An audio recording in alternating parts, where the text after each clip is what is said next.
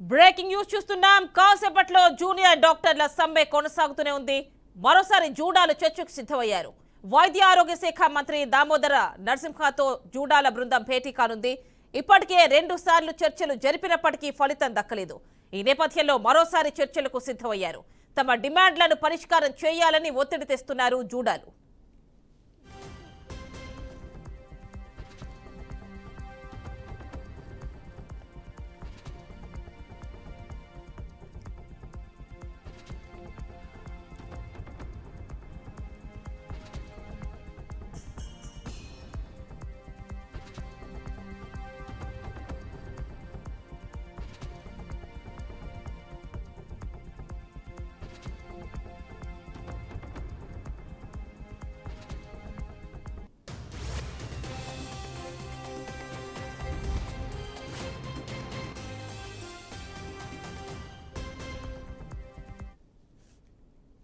Junior డాక్టర్ల సమ్మె కొనసాగుతూనే ఉంది. మరోసారి జూడాలు చర్చకు సిద్ధమయ్యారు. వైద్య ఆరోగ్య శాఖ మంత్రి దామోదర రాజనరసింహతో జూడాల బృందం భేటీ కానుంది.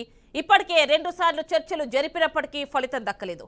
ఈ నేపథ్యంలో మరోసారి చర్చలకు సిద్ధమయ్యారు. తమ డిమాండ్లను పరిష్కారం చేయాలని ఒత్తిడి తెస్తున్నారు జూడాలు.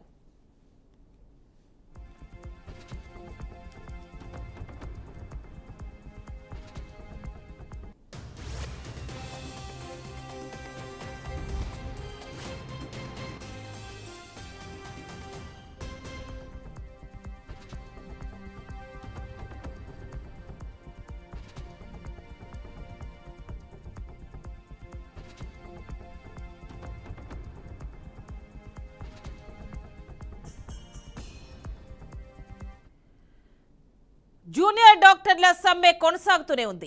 మరోసారి జూడాలు చర్చకు సిద్ధమయ్యారు. వైద్య ఆరోగ్య శాఖ మంత్రి దామోదర రాజనరసింహతో జూడాల బృందం భేటీ కానుంది. ఇప్పటికే 2 సార్లు చర్చలు జరిపినప్పటికీ ఫలితం దక్కలేదు. ఈ నేపథ్యంలో మరోసారి చర్చలకు సిద్ధమయ్యారు. తమ డిమాండ్లను పరిష్కారం చేయాలని ఒత్తిడి తెస్తున్నారు జూడాలు.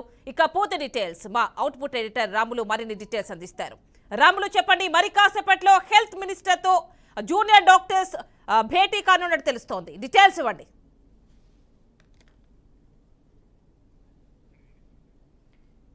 రాములు చెప్పండి, మరి కాసేపట్లో దామోదర రాజనరసింహతో భేటీ కానున్నట్టు తెలుస్తోంది జూడాలు. డీటెయిల్స్ ఏంటి? యామని గత 2 రోజులుగా జూనియర్ డాక్టర్లు తమ సమస్యను పరిష్కరించాలని తెలంగాణ రాష్ట్ర వ్యాప్తంగా ఆందోళన చేపట్టడం జరిగింది. నిన్న ప్రభుత్వం జూనియర్ డాక్టర్లతో చర్చలు జరపడం జరిగింది. అయినా కొంతమేరకు సమస్యలు ఒప్పుకున్నట్లు తెలుస్తుంది. మిగతా సమస్యలకు ఏవైతే ఉన్నాయో గవర్నమెంట్ ఏవైతే ఆ బిల్డింగ్ సంబంధించింది, ఉస్మానియా హాస్పిటల్ కానీ, గాంధీ హాస్పిటల్ కానీ, ఇంకా ఇతర హాస్పిటల్కి సంబంధించిన వాటికి ఏదైతే కొత్త భవనాలను నిర్మించాలని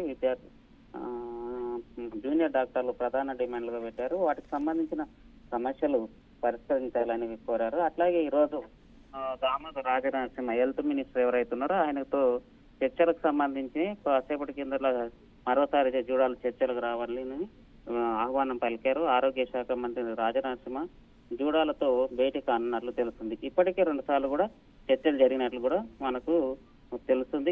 ఎట్లాంటి ఈ నేపథ్యంలో వాళ్ళకి సంబంధించి ఎలాంటి సమస్యలు పరిష్కరించాలి, ఏంటి వాళ్ళు పెట్టే డిమాండ్లు ఏంటి అనేది మంత్రికి సంబంధించి పరిశీలన చేస్తున్నారు. ఇప్పుడు కాసేపట్లో సమావేశంగా అన్నారు. ఆ సమస్య వాళ్ళకి సంబంధించిన ఏ విధి విధానాలు ఉన్నాయి, ఏంటి వాళ్ళకి సంబంధించిన జీత అలవెన్స్లకు సంబంధించి ఎట్లాంటివి ఉన్నాయో అవన్నీ చర్చించిన తర్వాతనే వాళ్ళతో చర్చలు జరిపి అవన్నీ పరిష్కరించే వైపే దామోదర రాజనరసింహ పరిశీలిస్తామని తెలుస్తుంది. అంటే రాములు ఆల్రెడీ 2 సార్లు సమావేశమయ్యారు.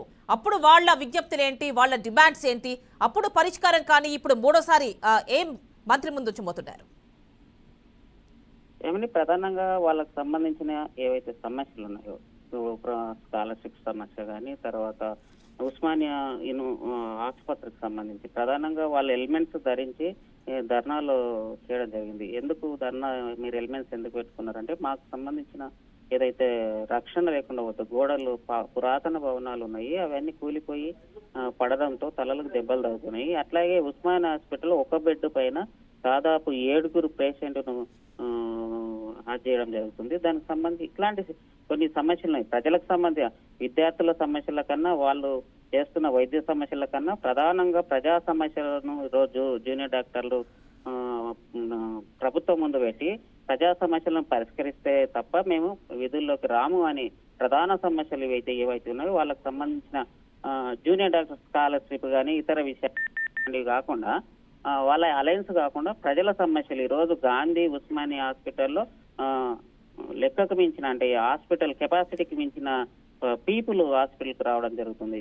అంటే వాళ్ళకి సంబంధించిన మేమే మేము కళ్ళతో చూసి కూడా వాళ్ళకి ఎట్లాంటి సదుపాయాలు కల్పించలేకపోతున్నాం. ఇట్లాంటి కష్టతరుణంలో ప్రభుత్వం కల్పించుకొని ఒక పేషెంట్ కు ఒకటే బెడ్ ఉండాలి.